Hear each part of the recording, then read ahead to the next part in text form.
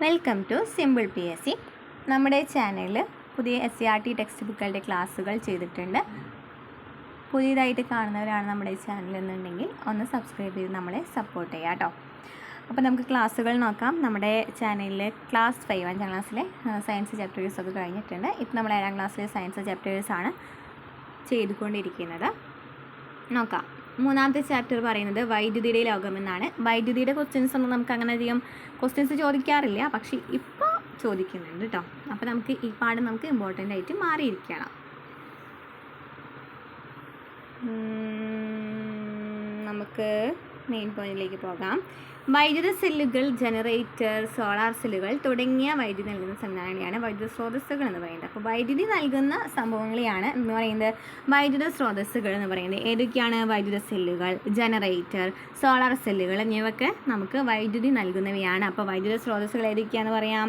വൈദ്യുത cell, generator, solar cell എന്ന് പറയാം. എന്താണ് വൈദ്യുത സെല്ല് എന്ന് വെച്ചാൽ? രാസോർജ്ജത്തെ വൈദ്യുതോർജ്ജമാക്കി മാറ്റാൻ കഴിയുന്ന സംവിധാനത്തെയാണ് വൈദ്യുത സെല്ല് എന്ന് പറയുന്നത്. സെല്ലിൽ എന്താണ് നടക്കുന്ന പ്രവർത്തനം എന്ന് പറയുന്നത്? രാസോർജ്ജത്തെ വൈദ്യുതോർജ്ജമാക്കി മാറ്റുന്നു.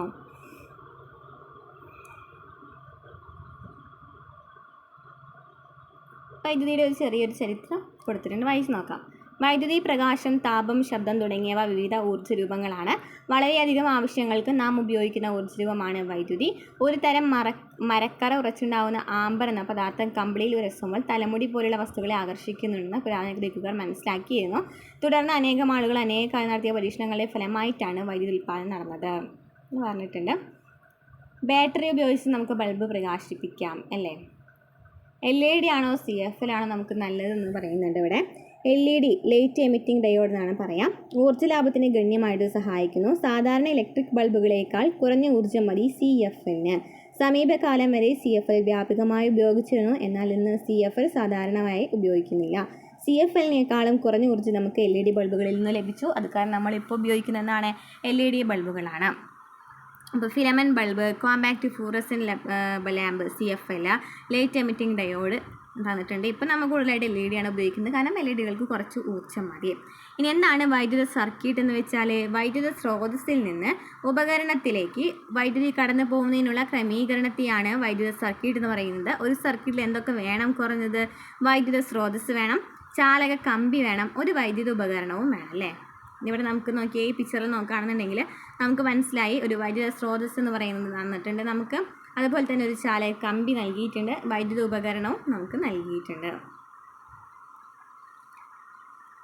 അടഞ്ഞ സർക്യൂട്ടും തുറന്ന സർക്യൂട്ടും നമ്മളിപ്പോൾ അടുത്ത PSC ലാസ്റ്റ് ഗ്രേഡിൽ ചോദിച്ചിട്ടുള്ളതാണ് ഈ സംഭവം. അത് കാരണം നമുക്കത് ഇമ്പോർട്ടൻ്റ് ആണ്. ഒരു സർക്യൂട്ട് പൂർത്തിയായിട്ടുണ്ടെങ്കിൽ അത് അടഞ്ഞ സർക്യൂട്ട് എന്ന് പറയാം. അപ്പോൾ അടഞ്ഞാന്ന് വെച്ചാൽ നമ്മൾ വിചാരിക്കും ക്ലോസ് എന്ന് വെച്ചാൽ എന്താണ്? അത് ക്ലോസ് ആവാം. അല്ല കേട്ടോ, നേരെ ഓപ്പോസിറ്റാണ്. അടഞ്ഞ സർക്യൂട്ട് ആണെന്നുണ്ടെങ്കിൽ ആണ് അവിടെ സർക്യൂട്ട് പൂർത്തിയാക്കുന്നത്. സർക്യൂട്ട് പൂർത്തിയായാൽ മാത്രമല്ലേ നമുക്ക് കറണ്ട് ലഭിക്കുള്ളൂ. സർക്യൂട്ട് പൂർത്തിയായിട്ടില്ലെങ്കിൽ അത് തുറന്ന സർക്യൂട്ടാണ്, അപ്പോൾ നമുക്ക് ലഭിക്കും. കറണ്ട് ഇല്ല അല്ല, കറണ്ട് ലഭിക്കില്ല എന്നാണ് പറയുന്നത്. ഇത് മാത്രം നമുക്കിതിൽ അറിഞ്ഞു വെച്ചാൽ മതി. നമുക്കൊരു പിക്ചർ തന്നിട്ട് നമുക്ക് പെട്ടെന്ന് മനസ്സിലാക്കാനായിട്ട് പറ്റും.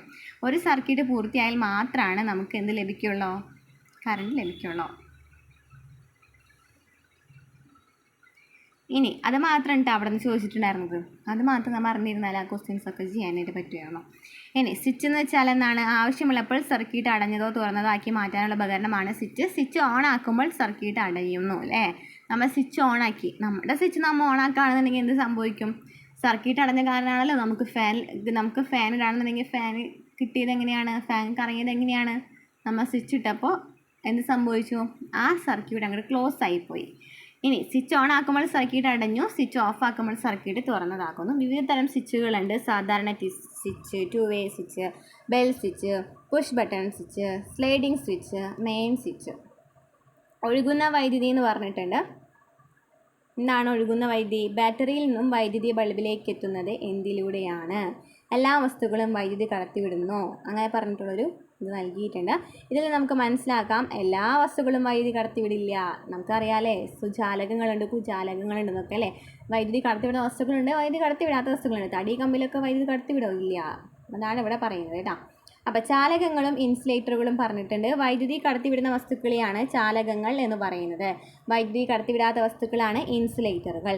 ഇരുമ്പ്, സ്വർണം, ചെമ്പ്, സ്റ്റീൽ, ഗ്രാഫൈറ്റ്, ജലം തുടങ്ങിയവയൊക്കെ വൈദ്യുത ചാലകങ്ങളാണ്. എന്നാൽ ഉണങ്ങിയ മരക്കഷ്ണം, കടലാസ്, പ്ലാസ്റ്റിക്, തുണി തുടങ്ങിയ ഇൻസുലേറ്ററാണ്. അപ്പോൾ എന്താണ് ഇൻസുലേറ്റർ എന്ന് വെച്ചാൽ വൈദ്യുതി കടത്തിവിടുന്നില്ല. വൈദ്യുതി കടത്തിവിടാണെങ്കിൽ ഇതിനെ ചാലകങ്ങൾ എന്നാണ് പറയുന്നത്. ലോഹങ്ങൾ. എന്താണ് ലോഹങ്ങൾ എന്ന് പറയുന്നത്? തിളക്കമുള്ളതും കടുപ്പമുള്ളതും ബലമുള്ളതുമായ പദാർത്ഥങ്ങളെയാണ് ലോഹങ്ങൾ എന്ന് പറയുന്നത്. ഇരുമ്പ്, ചെമ്പ്, വെള്ളി, സ്വർണം, aluminium, zinc, lead, mercury, nickel തുടങ്ങി അനേകം ലോഹങ്ങൾ കണ്ടെത്തിയിട്ടുണ്ട്. ലോഹങ്ങളെല്ലാം സാധാരണ അന്തരീക്ഷ താപനിലയിൽ ഏതവസ്ഥയിലാണ്? ഖരാവസ്ഥയിലാണ്. ലോഹങ്ങളെല്ലാം സാധാരണ അന്തരീക്ഷ താപനിലയിൽ ഖരാവസ്ഥയിലാണ്. എന്നാൽ മെർക്കുറി ദ്രാവകാവസ്ഥയിലാണ് സ്ഥിതി ചെയ്യുന്നത്. എല്ലാ ലോഹങ്ങളും വൈദ്യുതിയുടെ ചാലകങ്ങളാണ്. ലോഹങ്ങളുടെ കണ്ടെത്തലും ഉപയോഗവും മനുഷ്യജീവിതത്തിൽ വലിയ മാറ്റങ്ങൾ വരുത്തിയിട്ടുണ്ട്. കൂടുതൽ സർക്യൂട്ടുകൾ നമുക്ക് നൽകിയിട്ടുണ്ട്. ഇത്രയ്ക്ക് ഡീറ്റെയിൽ ആയിട്ട് നമുക്ക് പഠിക്കേണ്ട ആവശ്യമൊന്നുമില്ല.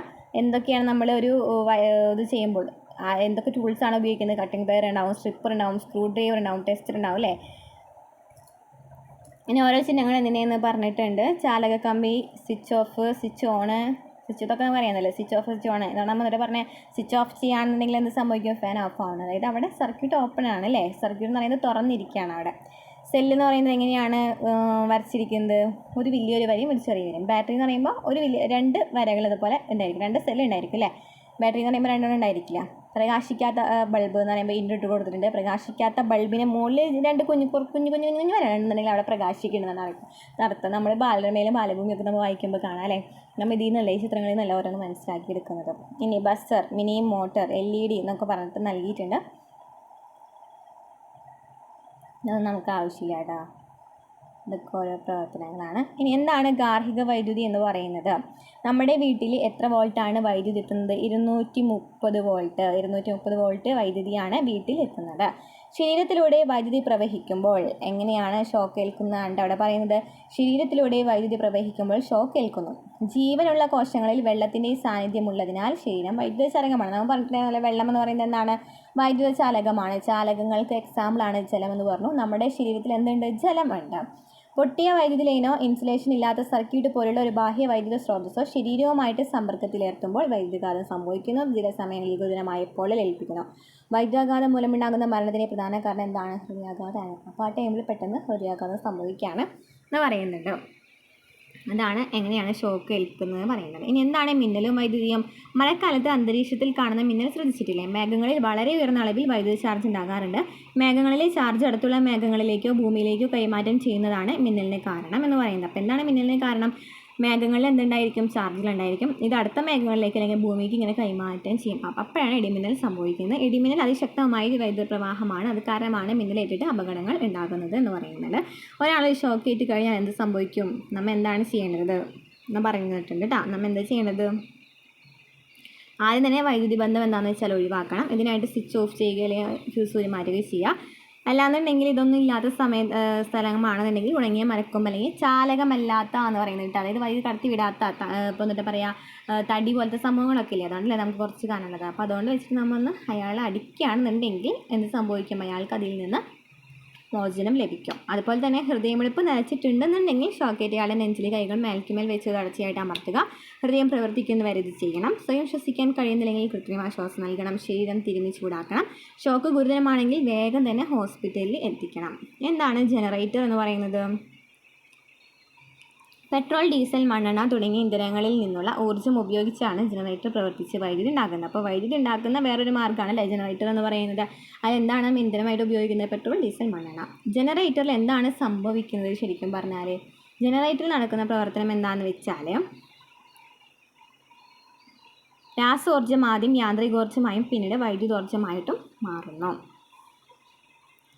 ജലവൈദ്യുത നിലയം പറഞ്ഞിട്ടുണ്ട്. ഡാമിൽ എങ്ങനെയാണ് ഉണ്ടാക്കുന്നതെന്ന് പറഞ്ഞിട്ടുണ്ട്. നമ്മൾ കഴിഞ്ഞ ചാപ്റ്ററിൽ പറഞ്ഞാണ് അല്ലേ. വൈദ്യുതി എന്ന് പറയുമ്പോൾ വെള്ളം കെട്ടി നിർത്തിയിട്ടുണ്ടായിരിക്കും. അതിൽ നിന്ന് ശക്തിയായിട്ട് വെള്ളം ഒഴിക്കുമ്പോൾ അടിയിൽ ടർബൈൻ ഉണ്ടായിരിക്കും. ആ വെള്ളം എത്തുമ്പോൾ ടർബൈൻ കറങ്ങും, അങ്ങനെ വൈദ്യുതി ഉണ്ടാകും എന്ന് പറഞ്ഞിട്ടുണ്ടായിരുന്നു. അതുപോലെ തന്നെ താപവൈദ്യുത നിലയമുണ്ട്, അണവോർജ്ജ നിലയമുണ്ട്, കാറ്റാടിപ്പാടം ഉണ്ട് എന്നൊക്കെ പറഞ്ഞിട്ടുണ്ടായിരുന്നു നമ്മൾ കഴിഞ്ഞ 5ാം ക്ലാസ്സിലെ ചാപ്റ്ററിൽ. സോളാർ പാനൽ ഉപയോഗിക്കുന്നത് സൗരോർജ്ജമാണ്. ചന്ദ്രയാൻ 3 എന്ന് പറയുന്നത് നമുക്ക് നൽകിയിട്ടുണ്ട്. സോളാർ കാർ നൽകിയിട്ടുണ്ട്. സൂര്യനിൽ നിന്നുള്ള ഊർജ്ജം വൈദ്യുതോർജ്ജമാക്കി മാറ്റുന്നതിനുള്ള സംവിധാനമാണ് സോളാർ സെല്ലുകൾ എന്ന് പറയുന്നത്. നമ്മൾ സോളാർ പാനൽ ഇപ്പോൾ കൂടുതലായിട്ട് വീടുകളിൽ ഉപയോഗിക്കുന്നുണ്ട് അല്ലേ. ഇനി വൈദ്യുതി പാഴാക്കാൻ പാടില്ല എന്ന് പറയുന്ന ഒരു സ്വിച്ച് റോഡ് ഇരുന്ന് കൂടിയിട്ട് നമ്മുടെ ഈ ക്ലാസ് കഴിയുകയാണ് കേട്ടോ.